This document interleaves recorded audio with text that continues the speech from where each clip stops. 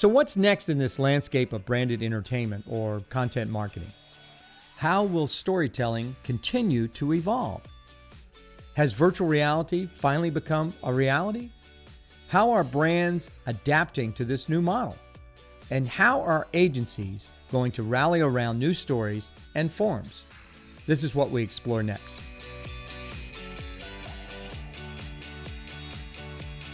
I think the next thing is confidence. I think that's the first thing that's going to happen next, is you're going to see more brands become confident in betting on storytelling, because the 30-second ads are done. You know, it's like as you and I fast forward them every time we go home on our DVR, there's got to be a new way to connect with people and a way that is real. And so I think you're going to see infinitely more confidence, and out of that confidence, as they create this content, will come more consumer confidence, will come more reliance and connection with a brand in a very, I think, smart way. And what I think we're trying to do at Smartish, and for us the next step, is to continue to connect with more of those brands, because I think we have such a unique platform and such unique storytellers that there is a world of brands that would benefit from that. You can't help but think that the amount of space that there is for advertising right now is going to start to shrink in a very real way. I think we've always depended on the 30-second ad, the 15-second ad, and even the shorter form ads. We're saying, oh, well, we'll just make it shorter. We'll make it 7 seconds, 8 seconds. The space is going to go away because the audience is telling us that they don't want to watch it. They want to skip it. They want to block it. They want to avoid it in its entirety. So, you know, inevitably what's going to happen is I think those spaces where we counted on to put ads are going to start to decrease, and the risk at that is that then the revenue to the publishers is in jeopardy. And I think what that's going to mean, though, ultimately, is that we're going to see the quality bar raised, because I think many more consumers in a more real way are going to be more willing to pay direct for their content. You got to be able to change. The only constant is change. So I don't know where it's going. I say stay on your toes, but I truly believe, and if I am talking to advertisers, I will say this: stop putting a value on the size of the screen, because the eyeballs are all the same size. Whether they watch it on a mobile device or a giant IMAX, a view is a view. A view is a view is a view, right? And to me, it's a much more intimate view if it's on YouTube. If it's somewhere where somebody can immediately comment about the content and receive feedback about that, and then also can tweet, can touch the link, can click on the product link and go immediately. Where else can you, in advertising, immediately buy something that you see and like? In radio, you can't do that unless you get on your phone, unless you get on the internet. TV, movies, you can't do that anywhere except for the internet. Rose Ferrara tells us about the trends she sees over the next year in spending, data-driven messaging, and finding smaller niche audiences.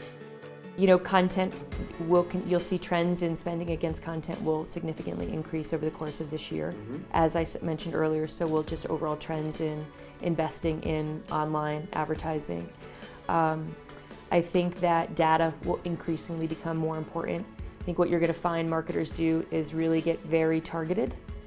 They're going to create multiple messages targeted to specific audiences. They're going to utilize more sophisticated data and analytics to help find those audiences, because people are everywhere.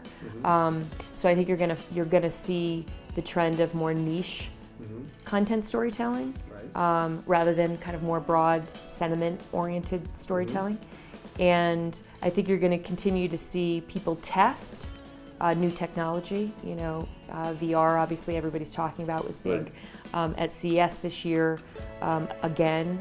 And the great opportunity for such a tremendous amount of innovation happening so rapidly is there's so much to try. So I think this next year for brands will be allocating a portion of their marketing budget to new ideation and innovation, and an increased focus on video and content, and diversifying their media mix to just increase the overall bucket against the digital spend. Probably are the most notable, which I'm excited to see. Sometimes, in order to understand what lies ahead, you often have to take a look back. Since the advent of the motion picture camera in the late 1800s, cinema has changed and evolved countless times. In the early days, moving pictures were nothing more than a carnival trick, a sideshow attraction, a simple illusion. It didn't take long for people to figure out that this technology was an empathy machine. The ability to touch hearts, convey important ideas, and capture the essence of culture and people of certain times. As new technology surfaced, so did newer stories and perspectives. Cinema is a story of change and evolution, a story that is over 100 years in the making and taking new strides every year. But it isn't enough to have the science and knowledge for these new forms. We need true storytellers to step up and master these new mediums. Virtual reality has been a conversation for a very long time. It has been. And we've seen this come up and go down, Yes. come up and go down. I'm now curious. I'm not saying I'm skeptical at all, because I Right. think there's some great momentum. But I'm curious to see how this really plays out. There's a lot of talk and there's a lot of momentum. That type of storytelling is unique and different, and in the same way we'll need to find its creators and the people who will shape that industry, and I think we've seen some of those emerge. But when we really talk about stepping into an environment and trying to have a story which you help guide yourself, and how does that come together? I remember in early CD-ROM when it was like, choose your own adventure. Choose your own adventure, choose your own ending. Or Myst, where Right. you were just dropped into an environment to explore, and some people really took to that. Others said, I need that guidance. You need to point me Put me in in the some seat, direction. give me a plot line, and Yeah. give me a finish, and everybody applauds and happy, and we cry and we're done. Yeah, and I'm as someone who obviously, as I said earlier, has been influenced by entertainment and by new platforms and technology that's helped enable that. I hope it works, Right. but I'm really curious to see how that plays out. I think it's going to be very interesting. Yeah, so I think virtual reality will continue to be a topic of conversation. It has been for a little bit. It's struggled to kind of hit mainstream. I think we're going to start to see that mainstream when you look at Google Cardboard, and making that or democratizing kind of the use of virtual reality, I think is going to become a very real thing. So it's no longer for the techie nerds, but for the mainstream. And I think as a storytelling mechanic, it's very powerful. It puts the viewer in a place of empathy. They can really better relate to those stories and truly understand. So I think that's a really powerful thing, and I do think that we're going to see that start to mainstream.